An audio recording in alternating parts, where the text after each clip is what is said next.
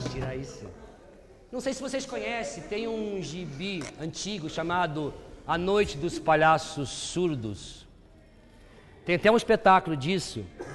E eu fui muito influenciado por esse gibi. Porque eu confesso pra vocês, eu sou um caçador de palhaços. Mas eu torturo o palhaço. É verdade. Principalmente esses palhaços que aparecem assim.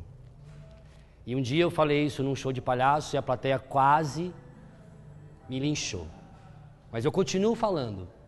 A gente tem que ter o palhaço e tem que ter o linchador de palhaço. Porque se o palhaço for uma coisa unânime, que bonitinho, que lindinho, vão acabar com o palhaço. Então a única maneira do palhaço continuar é acabando com ele. Me compreende isso? Quase, é dialético. Tá? Então assim, não acredite tanto no palhaço que ele é uma coisinha linda. Não. Às vezes a gente tem que acabar com ele, fazer uma armadilha para ele cair, quebrar o nariz, tirar, porque as crianças sabem o que é o palhaço.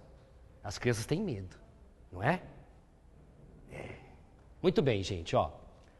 Para a gente começar a sair desse estado contemplativo e jogar as coisas para vocês, eu queria só levantar assim, então, ó. Humor, como da arte, abre dimensões, abre um outro campo. O palhaço, por exemplo, ele é uma figura como um porteiro dessa dimensão. Quando um palhaço entra com a sua máscara, você já entrou no jogo, não é? Ou quase, dependendo do palhaço, né? E é essa a questão. Não adianta só pôr a máscara também, né? Tem que ter algo substancial. Mas a ideia substancial é que esse figura, ela quebra com o certinho, o organizado. Você não pode esperar que um palhaço faça aquilo que você quer que ele faça.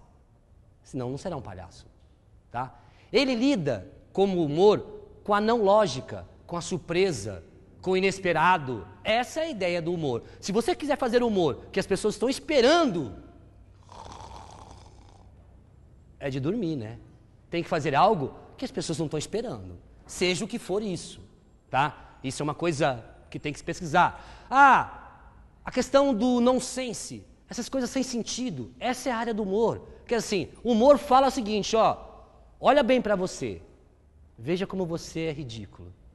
Por que nós somos ridículos, gente? Porque, veja bem, nós tentamos não ser ridículos. Voltamos à dialética. A hora que a gente tenta não ser ridículo, nós viramos ridículos. Essa é a brincadeira do humor e do palhaço. A hora que a gente tenta ser mais do que nós somos humanos, bonitos, mas aí começa. Não, eu quero ter um carro que vai dali até aqui, eu quero ter uma casa que vai daqui até ali. Eu começo, então, a tentar, aí sim, ser o ridículo. Porque é isso que esse humor faz. Ele revela que somos todos ridículos. Queremos ser algo que não somos. A gente vive só com a essência das coisas, tá? E uma das coisas que o humor é um lugar de saúde pública. Saúde pública.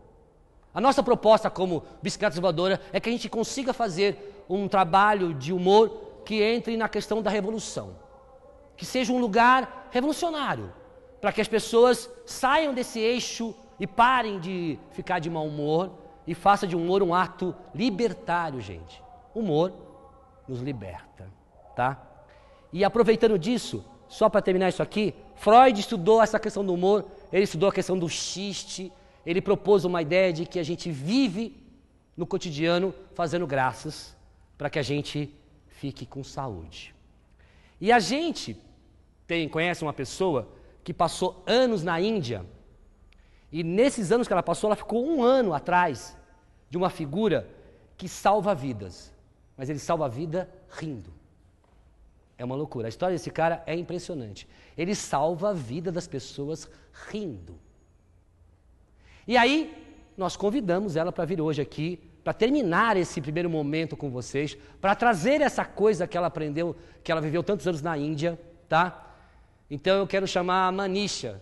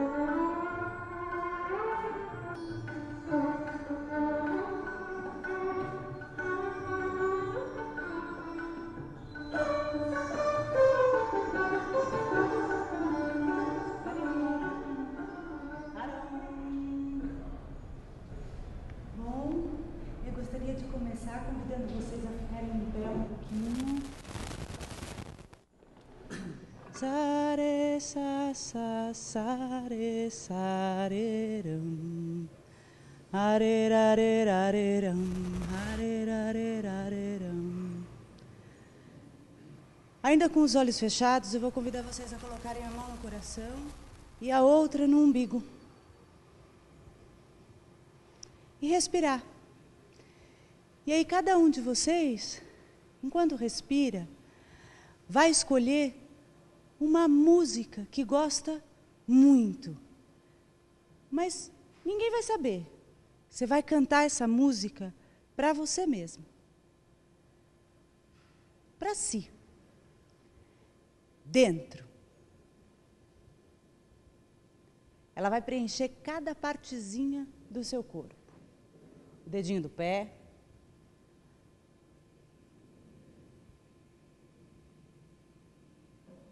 As mãos. O topo da cabeça.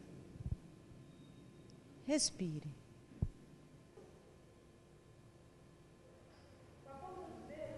Dá uma percutida no topo da cabeça. Vai dar uma limpada no rosto. E ó, esse aqui, a gente vai dar uma... Nossa visão no terceiro olho. Abre para o mundo. Tá? A gente vai descer pelo pescoço.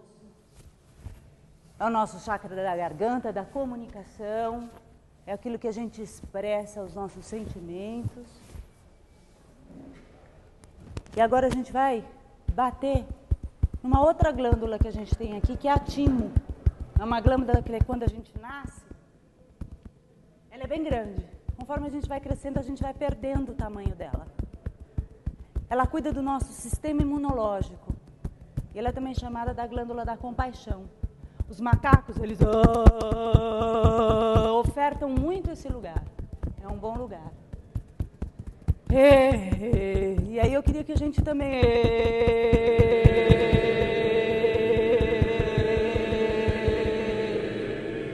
Agora a gente vai descendo, vai chegando no outro chakra, que está relacionado com o poder, né? O rei na barriga. Está relacionado, a gente vai dar uma massageada, pode ser da direita, da esquerda para a direita. Isso, dá uma nada. E agora a gente vai soltar a mão ao longo do corpo. Vai esvaziar o ar. E a gente vai fazer um pequeno movimento que é assim. Respira.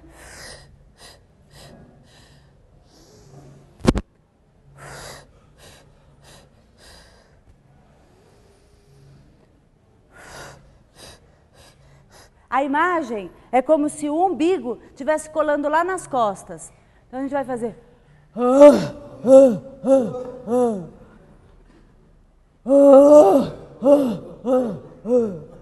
E aí a gente vai começar a aumentar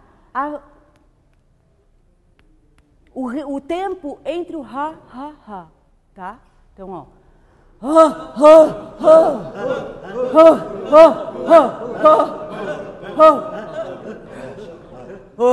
É só para localizar. E agora a gente vai olhar para o coleguinha, junto com a minha musiquinha. E a gente vai tentar... Não, a gente vai tentar ritmar a respiração.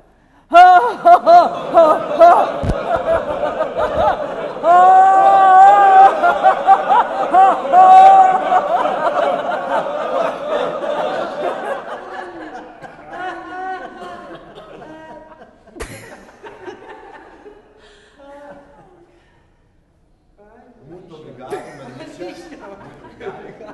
Muito obrigado a vocês, obrigado ao convite. Nós somos a companhia Bicicletas Voadoras. Tom Will. Melícia Migueles, convite. E eu sou Paulo Federal. Agora a gente quer convidar vocês para bater um papo inicial. Bater um papo. Né? Então a gente complementamos essa roda. Podemos sentar, vamos.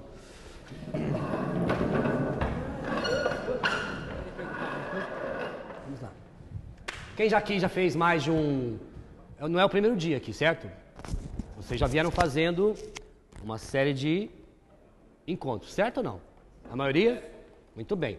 Então vocês vieram vendo uma série de posturas ou encontros de humor, tá bom? Então você já tem algo... Vamos trocar aqui um pouquinho antes de entrar na labuta aqui, tá bom? Vamos lá. Humor. Faz sentido o que nós propusemos aqui? Não faz sentido? Vamos embora. Sim, faz sentido sim. Inclusive eu queria falar aqui que eu vi a Denise, uma atriz, Denise, não lembro o nome dela agora, Denise, ela é uma humorista. Denise Fraga? Denise Fraga, ela falou que a importância do humor, que o humor tem um efeito até de anestesia, né? Que a pessoa consegue, ela deu até fez uma imagem assim bem forte, né? Você consegue enfiar a faca na pessoa e contando piada que ela não sente. Ela falou isso, foi tão forte que me marcou. E é bem por aí mesmo, o humor é isso, e acho que o que vocês falaram tem tudo a ver com essa força do humor. E é isso. A gente quis começar esse dia com vocês abrindo sobre a ideia do humor e não ficando em cima de uma figura. Federal é um palhaço de primeira linha, já fez palhaçada para rainhas que se mijaram nas calças, mas a gente não quis fazer só a ideia do palhaço, né? A gente lembrou de algumas coisas que para nós eram importantes no humor. Por exemplo, lógico que a geração diferente da Melissa, por exemplo. Para mim, aqueles humoristas do começo do século, Buster Keaton, Charlie Chaplin, isso é um tipo de humor que é bem diferente de uma série de humores por aí, tá? Ou Jerry Lewis, que é um tipo de humor que eu curtia muito. E o mais recente, que para nós marcou muito, que foi o Monty Python. Alguém conheceu ou conhece Monty Python? A gente fez uma homenagem, aqui o peixe é quase uma homenagem à brincadeira que o Monty Python fazia, que era uma questão nonsense, né? Essa coisa de não tem a ver com o que está acontecendo, ou aparentemente não tem a ver, tá? E uma série de outras coisas. Então a gente queria abrir um pouco o leque de humor aqui com vocês, para ver que há um campo grande para brincar nisso, tá? Então, continua aí. De pensar que também, acho que essa trajetória que a gente se propôs a fazer está um pouco baseada numa trajetória que vocês tiveram de cursos. Então, a gente pensou pincelar em outros lugares. Eu percebo assim que houve a época dos programas mais fechadinhos de TV, os circos que iam em bairros, e agora jogando atualmente o stand-up que está em alta. Então, tem muito a ver com o contexto da sociedade também. Por mais que a gente possa falar que os acontecimentos sociais da época, né, os comportamentos são um prato cheio para a gente trabalhar com humor, a gente também tem coisas que são situações humanas que existem já desde que a gente habita o planeta. Mas não sei se eu respondi a sua pergunta, mas eu acho que eu acho que é. Porque existe uma categoria de humor chamada humor negro. Reconhecem isso? Por exemplo, eu não gosto de fazer piada com quem já morreu, mas fazer piada com quem vai morrer eu gosto de fazer. É altamente humor negro isso, gente, porque a brincadeira do humor negro é lidar com essa situação assim, opa, peraí, como assim? Eu vou morrer? Não. Mas é pra rir? Quer dizer, será que a gente ri de tudo? Ou tem um humor que às vezes deixa só a gente... Por isso que eu acho que a gente comentou e homenageou um pouco a questão do Monty Python. A questão do humor tem uma questão social brincada junto, né? Não dá, eu não gosto. Então aí tem cada um que gosta de humor. Eu não gosto do humor de qualquer jeito, porque eu acho que é sem graça. Eu acho que tem um lugar da transgressão que o humor propõe. Ele reconfigura o espaço que está sendo criado, ele reconfigura aquele espaço-tempo num outro lugar. A capacidade de fazer isso, ela é do indivíduo. Então, se propõe uma coisa, se você não está de mal-humorado ou você não está aberto para fazer essa brincadeira, você não consegue ver humor ou ver, não importa nem a qualidade em si do humor, mas existe esse distanciamento e é para você poder olhar e perceber o quanto você se identifica. A ideia de que fazer humor e fazer arte é quase uma prática da resistência. Da mesma forma que se organizar, fazer passeata, juntar pessoas. Porque Se você reparar bem, a sociedade ela tende, hoje em dia, ou há 100 anos, 1000 anos, a ser dispersa, tá? No sentido de cada um por si, aquele discurso do egocêntrico e tudo mais. O oposto disso é a arte, é uma das questões. Então, quando a gente está aqui tentando falar sobre arte, sobre humor, nós estamos falando do quê? De pessoas que possam vir a criar situações aonde reúne pessoas e começam a trocar, aonde tem as questões da sociedade, aonde se reflete, aonde a gente não está interessado no produto final que vai receber o tal dinheiro, e sim no processo do que você vai conseguir fazendo aquilo lá. Essa é uma diferença. Quando você se propõe a fazer arte, ou trabalhar com isso, ou lidar com isso de alguma maneira, você se propõe a estar no processo social, de alguma maneira. Não é um processo de acomodação. Então, nós estamos aqui brincando de que nós viemos aqui tirar um pouco a ideia do acomodado, tanto de nós, como o que vocês querem fazer com isso, para quem ficar nesse grupo. A ideia do humor é tirar o cômodo, tá? Sair do não fazer para um algo que faz, tá? Então aqui, se nós estamos aqui na arte da ideia, nós vamos partir para a arte do tentar lidar com o organismo que somos nós e como é que ele faz esse humor, tá? Então, antes da gente terminar aqui, mas essa é a proposta, para a gente partir para praticar esse humor, para a gente ver se a gente consegue, mas o que eu vejo aqui é isso, há uma filosofia que é, vocês querem fazer humor, querem fazer arte? No meu ver, isso é uma questão social, é uma questão de organizar a sociedade, não é uma coisa de entretenimento no sentido vazio. É porque as pessoas precisam se reunir, as pessoas precisam se ver para a gente se entender como ser humano, senão a gente é uma falência. É quase um posicionamento ético-político, político no bom sentido, de ação, atitude e coerência, né? Então é uma ação política. Eu gosto muito, está muito relacionado com a ética. O humor ele revela um pouco a sua ética nesse sentido, né? Pegando o link do que você falou, eu acho que essa energia que é a ânima, né?